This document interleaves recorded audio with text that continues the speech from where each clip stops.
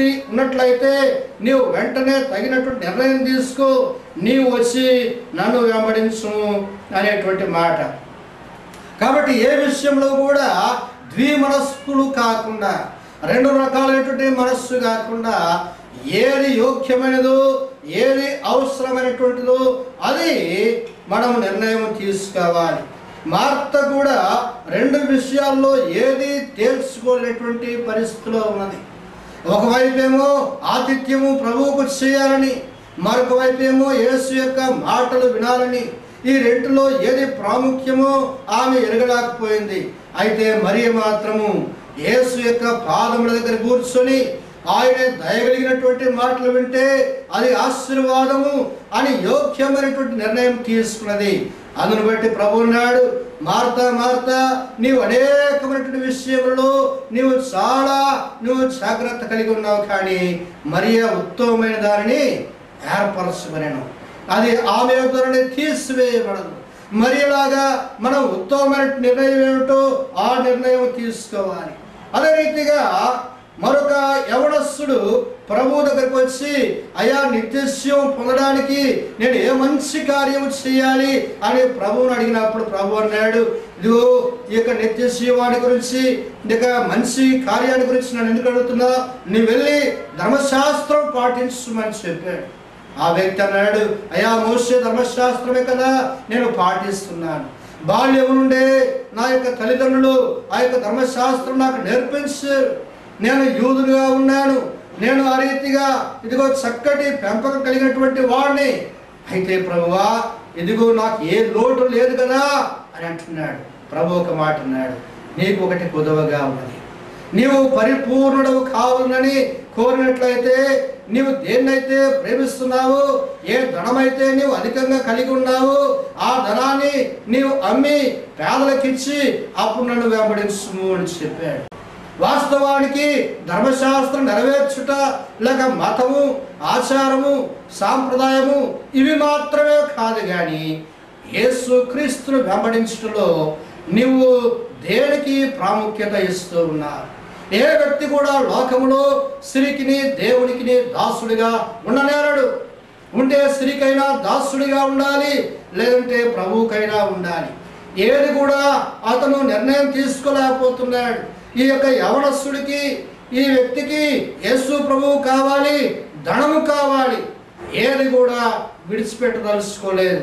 అందును బట్టి ఆ వ్యక్తి నిరాశతో, నిస్పృహతో అతను వెనక్కి విచారంతో వెళ్ళిపోయాడు. అదే రీతిగా లోతు భార్య కూడా వెనక్కి తిరిగి చూసి ఉప్పు స్తంభముగా మారినట్టుగా చూస్తున్నాం. ప్రియమైనటువంటి దేవుని బిడ్డలారా, ఈ ముగ్గురు వ్యక్తుల గురించి మనం ఆలోచన చేసినట్లయితే, యేసు క్రీస్తు ప్రభువును వెంబడించడంలో మన యొక్క ప్రయారిటీ ఏమిటి, ఏ రీతిగా మనం ఆయనను వెంబడిస్తున్నాము అనేటువంటిది మనం ప్రాముఖ్యంగా అవగాహన కలిగినటువంటి వారంగా ఉండాలి. మొట్టమొదటిగా మనము దేవుణ్ణి ముందుగా ఉంచుకొని ఆ తర్వాత నేను అనేటువంటిది ఉండాలి. అదే సాధారణంగా లోకంలో ఏంటంటే మీ ఫస్ట్ అండ్ గాడ్ నెక్స్ట్ అంటారు.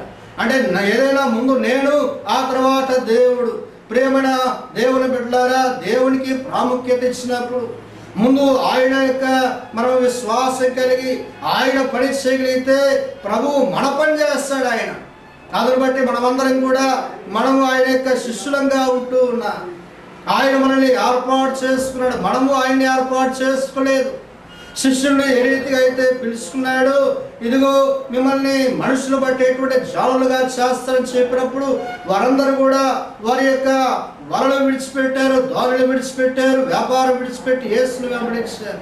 ఆ రీతిగా మనల్ని కూడా ఆయన ఏర్పాటు చేసుకున్నాడు.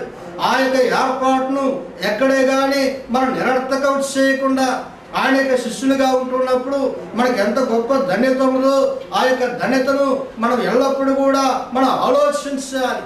ఎప్పుడు కూడా ఆయన శిష్యులుగా ఉంటున్నప్పుడు లోక సంబంధంగా ఆలోచించకుండా ఎప్పుడు కూడా ఆయనను వెంబడించేటువంటి వారంగా ఉండడానికి దేవుడు మన కృప చూపిస్తున్నాడు. మనము ఏ రీతిగా ఆయన వెంబడిస్తున్నాం? ఈ ప్రశ్న మనం అందరం కూడా మనం వేసుకోవాలి. మనం ఏ ఉద్దేశంతో ఆయనను వెంబడిస్తూ ఉన్నా? Our calling is too costly. మనల్ని పిలిచినటువంటి పిలుపు చాలా విలువైనటువంటిది. కాబట్టి ఆ విలువైనటువంటి పిలుపును మనం ఏమాత్రం కూడా వ్యర్థపరచకూడదు. ఆయనను వెంబడిస్తే ఆయన యొక్క పిలుపుకు మనం స్పందించినట్లయితే దాని ద్వారా వచ్చేటువంటి ఫలితాలు కూడా చాలా గొప్ప ఫలితాలు ఉంటాయి. మనము ఆశించినటువంటి కనిపెట్టినటువంటి గొప్ప ఆశీర్వాదములు మన మీద ఉంటాయి. అందును బట్టి లోకంలో అనేక మంది యేసును వెంబడించేవారు అనేక మంది. ఆయన వెళుతూ ఉన్నప్పుడు ఆయా పట్టణాల్లో గ్రామాల్లో ఆయన సంచరిస్తూ పరలోక రాజ్య వర్తమానం చెప్పేప్పుడు, అవకాశం ఉన్నప్పుడు, సూచక్రియలు చేసేప్పుడు లోకము ఆయనతో కూడా వెళ్ళెను అనే మాట రాయబడింది. ఎన్ని వేల మందో అనేటువంటి మాట కంటే లోకము. అయితే అందరూ కూడా ఆయనను ఒకే ఉద్దేశంతో వెంబడించారంటే అనేకమైనటువంటి ఉద్దేశాలతో వెంబడించినటువంటి వారు. ఇదిగో ఆయన యొక్క రాజ్యంలో ఉండేటువంటి పదవుల కోసం వెంబడించినటువంటి వారు, ఏదో అద్భుతాల కోసం వెంబడించినటువంటి వారు, ఈ రీతిగా రకరకాల ఉద్దేశాలతో వెంబడించినట్లయితే ఈ దినాన విశ్వాసంగా మనకు సూటిగా ఒక ప్రశ్న వేస్తున్నాడు ప్రభు, నీవు ఏ ఉద్దేశంతో వెంబడిస్తున్నావు? నువ్వు వెంబడించడం అనేటువంటిది మంచిదే, కానీ ఆ వెంబడించుటలో నీవు ఎప్పుడు కూడా వెనక్కి మళ్ళకూడదు. క్రైస్తవుడిగా నీకు ముందు చూపే కానీ వెనక చూపు అనేటువంటిది నీకు ఉండకూడదు. రాగట్టి మీద చేపెట్టిన తర్వాత నీవు ముందుకు వెళ్ళాలి, వెనక్కి తగ్గేటువంటి ప్రసక్తి ఉండదు. ఆ రీతిగా తల్లిదండ్రులను సన్మానించమని చెప్పినటువంటి ఆ యొక్క ప్రభు అంటున్నాడు, ముందుగా నీవు నా పని చేయమని చెప్పాడు. ఆ రీతిగా ప్రభువును వెంబడించినట్లయితే ఏదో పొజిషన్ అని ఒకవేళ జబెదయి కుమారుల రీతిగా అనుకున్నట్లయితే స్పష్టంగా అన్నాడు, ఇదిగో మనుష్య కుమారునికి తలదాల్చుకోవడానికి కూడా చోటు లేదు. మరి నీవు ఏ రీతిగా ఆయన వెంబడిస్తున్నావు?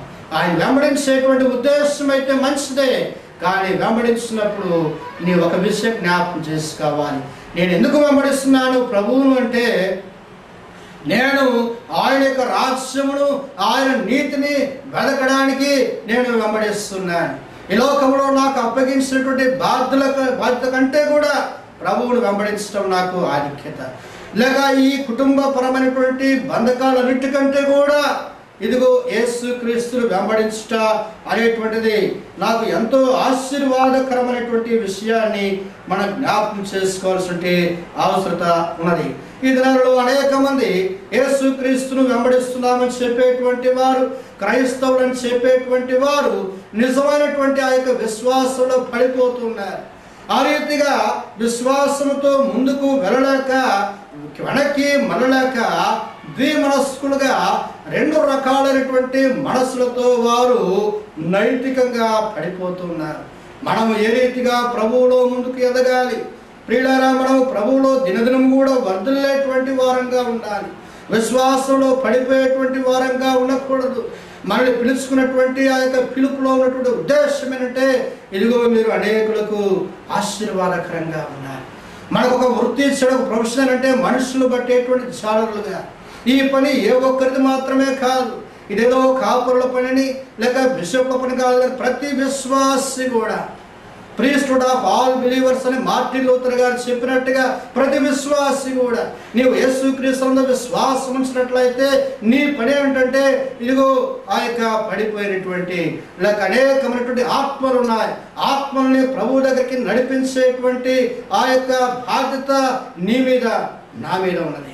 ప్రియమైన దేవుని బిడ్డలారా, ఈ మండల కాలంలో మనం ప్రభువును వెంబడించేటువంటి వారంగా ఉంటాం. అంత మాత్రం కాదు, కానీ ఆయనను వెంబడించి అనేకులకు మనం మాదిరికరంగా ఉండాలి. మన జీవితాన్ని చూసినప్పుడు ఏమనంటే, ఇదిగో వీరు నిజంగా క్రైస్తవులే. క్రైస్తవుని చూసినప్పుడు వీరు చిన్న క్రీస్తులండి, క్రీస్తు యొక్క మరి మనస్సు కలిగినటువంటి వారు. మన కుటుంబాన్ని చూసినప్పుడు ఇదిగో ఇదే నిజంగా పరలోకము. ఆ రీతిగా మనం చూసినప్పుడు యేసు క్రీస్తును పౌలు చెప్పినట్టుగా, ఇదిగో మీరు క్రీస్తును నన్ను పోలి నడుచుకునండి, నేను క్రీస్తును పోలి నడుచుకున్నట్టుగా నన్ను పోలి నడుచుకు. మనం ఆ మాట చెప్పగలము. మనం కూడా అదిగో యేసు క్రీస్తు యొక్క మనస్సు కలిగి ఉన్నాం కాబట్టి మీరు నన్ను పోలి నడుచుకునండి అనేటువంటి మాట మనం చెప్పగలిగితే నిజంగా మనకి ఎంత ఆశీర్వాదమో. ఈ మండల కాలంలో మనమందరం కూడా ప్రార్థనా జీవితంలో ఎదగాలి, విశ్వాస జీవితంలో ఎదగాలి, సమృద్ధి అయినటువంటి జీవితాన్ని కలిగి తుదకు ఆయన అనుగ్రహించేటువంటి ఆ నిత్యరాజ్య సంబంధమైనటువంటి దీవెనలు పొందడానికి పరిశుద్ధాత్మ దేవుడు మనకు సహాయం దయచేయును గాక. ఆమేన్. ఆల్మైటీ ఛానల్ 7 సమర్పించు గుడి గంటలు. మహిమా స్వరూపుడా, మీకు వందనాలు స్తోత్రాలు చెల్లిస్తున్నాం ప్రభువా. ఇదిగో సమయంలో మా ప్రభువా, మీ మహాకృపను బట్టి తండ్రి ఆయన మా ప్రభువా, ఇదిగో గుడి గంటలో ఛానల్ ద్వారా ఆయన ఆ యొక్క సందేశం అందించడానికి మా ప్రభువా ఎంతమంది అయితే ఈ మాటలు వింటున్నారో వారందరినీ కూడా దీవించి బలపరిచి సంరక్షించమని ప్రార్థిస్తున్నాను నా తండ్రి.